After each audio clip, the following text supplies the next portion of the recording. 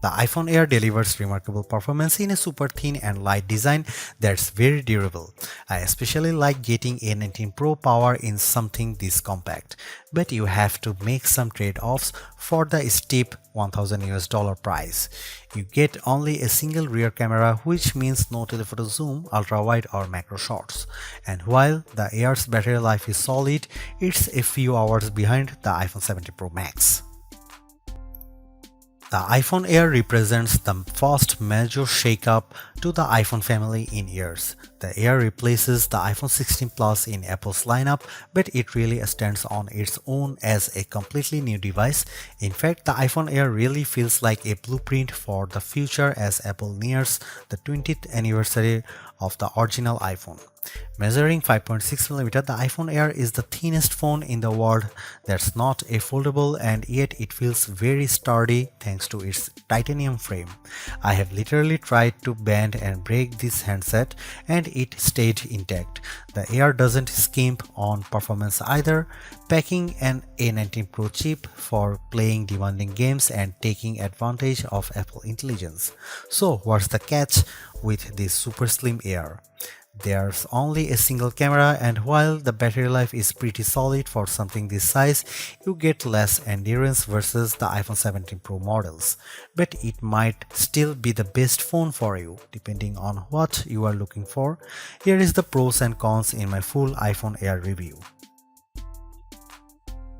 The iPhone Air starts at $1,000 for 256 GB of storage. That's $100 more than the iPhone 16 Plus, but Apple is betting that you will be willing to pay a premium for a phone that's this slim and portable. There is just one problem. The iPhone 17 Pro starts at $1,099, which is just $100 more for a phone with triple cameras, a bigger battery, and an A19 Pro chip with an extra GPU core and vapor chamber cooling for better sustained performance. So you should really think about whether this stunning design is worth it. The iPhone Air has a release date of September 19.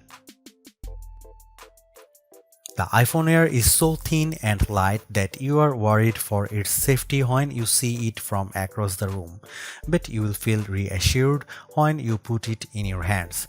Measuring just 5.64mm thin, the iPhone Air edges out the Samsung Galaxy S25 Edge for the thinnest phone we have tested. The Air is so thin, in fact, that you might forget it's in your front pocket. Well, the whole device isn't this thin. The plateau or camera bump runs across the top of the device and jutes out. At least it doesn't wobble on a table when you press down. Apple purposely crammed all the major components into this area to make room for a larger battery down below. The iPhone Air comes in sky blue, cloud white, light gold, and black. Frankly, the black color makes the design look cheap and not as thin. I preferred the sky blue model I tested, which does a better job of showing off the Air's thin profile. Some have complained that the titanium frame is too shiny, but I don't agree. If you are worried about the durability for a phone this thin, I think you can rest easy. I saw a demo that simulated a band with 130 pounds of force, and the iPhone Air shrugged it off.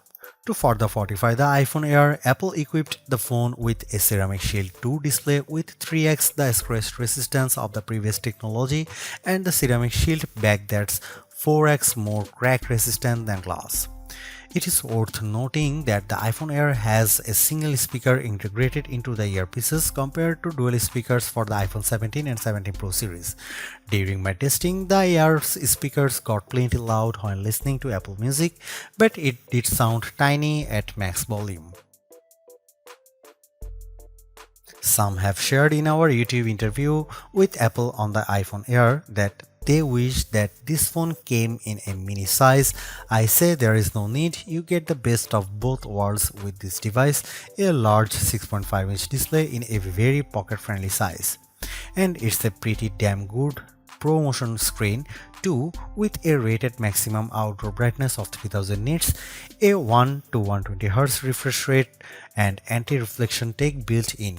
Outdoors, I put the iPhone Air up against the Galaxy S25 Edge, playing the same Begonia trailer, and Emma's tone looked brighter, plus there was less glare. The iPhone Air didn't perform quite well as in our lab testing, covering less of the DCI-P3 color space and turning in a slightly worse Delta E accuracy score. The iPhone Air features a single 48 megapixel fusion camera with 2x optical quality zoom.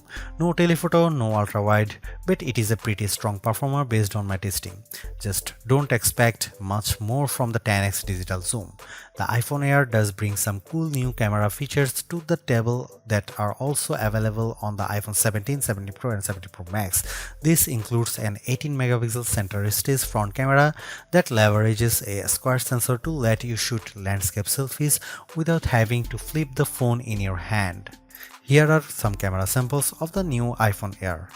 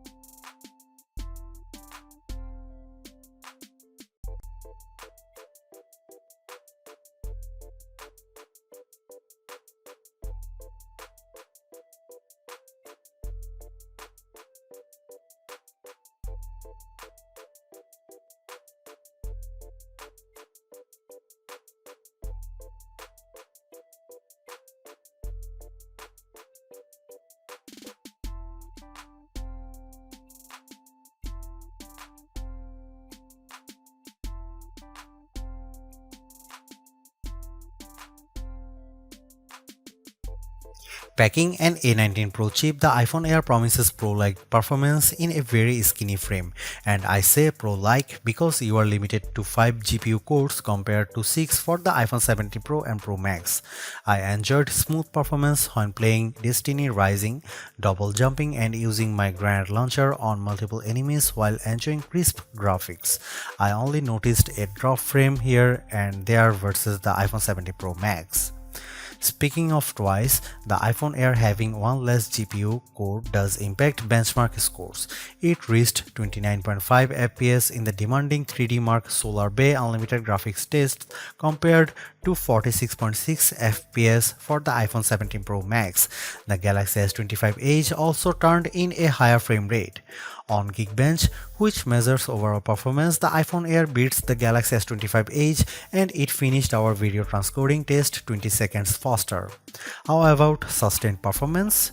To test that, we used the 3D Mark Wildlife Extreme Stress Test, which simulates gaming for about 20 minutes.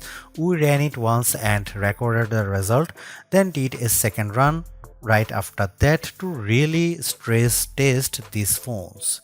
The iPhone Air performed quite well, with stability score that beat the Galaxy S25 Edge by a fair margin in both rounds.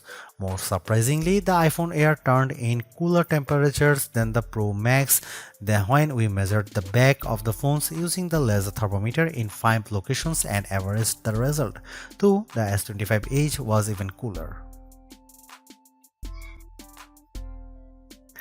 Here's the big questions on everyone's mind. How good or bad is the iPhone Air's battery life? Apple claims all the battery life, but we decided to put that to the test in a couple of ways. First up was our battery test, which surfs the web over 5G at 150 nits of screen brightness. The iPhone Air turned in a decent 12 hours. That's nearly a half hour better than the Galaxy S25 Ultra, and the regular iPhone 17 lasted 45 minutes longer.